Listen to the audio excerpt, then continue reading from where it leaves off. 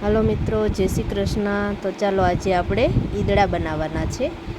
તો સૌથી પહેલાં આપણે ચોખા અને અડદના લોટ લઈ લઈ તપેલીમાં। પછી એમાં થોડુંક આપણે 1 ચમચી જેટલું નિમક ઉમેરી દઈએ અને ત્યાર પછી એને મિક્સ કરી લઈએ અને પછી એમાં આપણે છાશ નાખી અને ધીમે ધીમે આપણે એને ફેટવાનું છે। છાશ થોડી થોડી ઉમેરતું જવાનું અને ફેટતું થવાનું, એટલે આપણે એમાં લમ્સ ન પડે।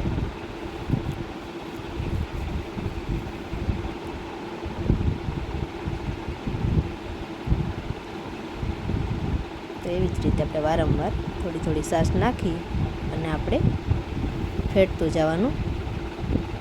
તો મીડિયમ થઈ જાય આપણું ઘટ, એટલે પછી એને આપણે જોઈ લઈએ અને પછી એને આપણે ડીશ વડે ઢાંકી દઈશું અને એનો આથો આવી જાય પછી એને આપણે હલાવી લઈએ અને પછી આપણે વટાણા ક્રશ કરી લીધા છે અગાઉથી જ પહેલાં, અને એને થોડુંક આપણે બેટર એમાં ઉમેરી દેવાનું છે અને એને મિક્સ કરી અને આપણે સાઈડમાં રાખી દઈશું। ત્યાર પછી આપણે એમાં ડીશને તેલ વડે ગ્રીસ કરી લેવાની છે।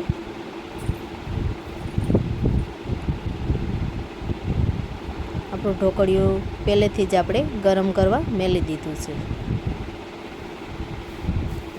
તો આપણે વાટક્યું ડીશું બધું તેલથી ગ્રીસ થઈ જાય પછી એમાં આપણે બેટર ઉમેરીએ।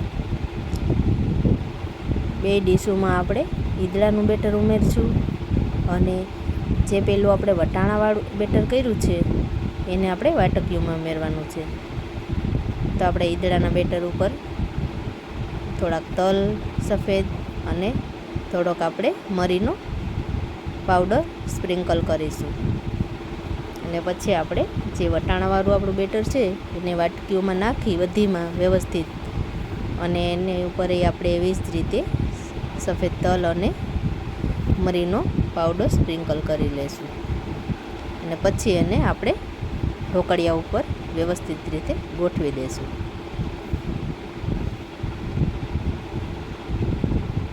બધી વાટકી વ્યવસ્થિત રીતે ગોઠવાઈ જાય પછી આપણે એની ઉપર ડીશ નાની પહેલાં ગોઠવવાની અને એની ઉપર પછી મોટી ડીશ રાખી દેવાની અને એને વ્યવસ્થિત રીતે આપણે ઢાંકી દઈશું જેથી એની હવા બહાર જઈ ન શકે અને આપણા ઈદડા વ્યવસ્થિત રીતે બફાઈ જાય।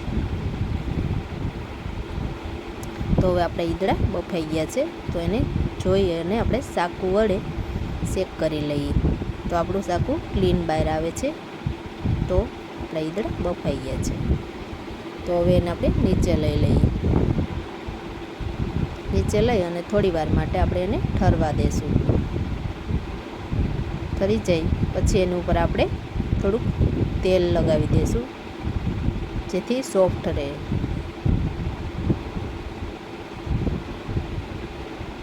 ત્યાર પછી આપણે એને તેલ લગાવી જાય બધી વાટકીમાં અને વ્યવસ્થિત રીતે પછી એને આપણે ચાકુ વડે કટ કરી લઈશું। જોઈ લો આપણા ઈદડા વ્યવસ્થિત રીતે ડીશમાંથી અલગ પડી જાય છે। તો હવે આપણે એને ગાર્નિશિંગ માટે ડીશમાં લઈ લઈશું। સૌથી પહેલાં આપણે ઈદડા લઈ લીધા અને હવે આપણે ઈદડા જ બનાવ્યા છે પણ આપણે વટાણાનો ભૂકો નાખીને બનાવ્યા છે, લીલા વટાણાના, અને આપણે થોડીક ટોપરાની ચટણી સાથે લીધી છે। તો આપણી મસ્ત મજાની ડીશ ગાર્નિશિંગ થઈ ગઈ છે। તો ચાલો મિત્રો, કમેન્ટમાં કહેજો કે આ ઈદડાની રેસીપી તમને કેવી લાગી। તો મારી ચેનલને લાઈક કરો, શેર કરો અને સબસ્ક્રાઈબ કરજો।